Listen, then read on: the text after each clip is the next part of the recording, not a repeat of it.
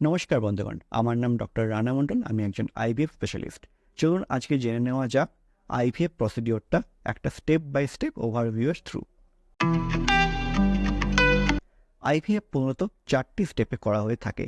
প্রথম স্টেপ হচ্ছে ডিম তৈরি করা, যেটা কি করা হয়ে থাকে ইনজেকশন দ্বারা। দ্বিতীয় স্টেপ হচ্ছে ডিমগুলো যেগুলো তৈরি হয়েছে সেগুলোকে দেহের বাইরে এক্সট্র্যাক্ট করা। তৃতীয় স্টেপ হচ্ছে এই এক্সট্র্যাক্টেড ডিমগুলোকে আপনার পার্টনারের শুক্রাণুর সহায়তায় ফার্টিলাইজেশন করা এবং তার থেকে যে এমব্রায়োগুলো গঠন করা হয়ে থাকে সেটা চতুর্থ স্টেপে হচ্ছে আপনার ইউটারাসের মধ্যে এই এমব্রায়োগুলো ট্রান্সফার করে দেওয়া হয়ে থাকে। তাহলে চলে আসুন প্রথম স্টেপ। প্রথম স্টেপে যেটা আমরা বলেছিলাম ডিম তৈরি করা হয়ে থাকে।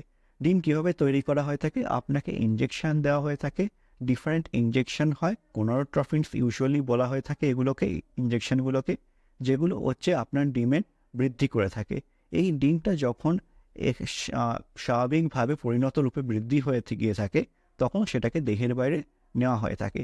দ্বিতীয় স্টেপে এই যে দেহের বাইরে এক্সট্রাকশন করা হয় ডিমটাকে, এটাকে বলা হয়ে থাকে ট্রান্সভ্যাজানাল উসাইড রিট্রাইভাল প্রসিডিওর। এই প্রসিডিওরের মাধ্যমে আপনার এগুলোকে বাইরে কালেক্ট করে নেওয়া হয় দেহের বাইরে।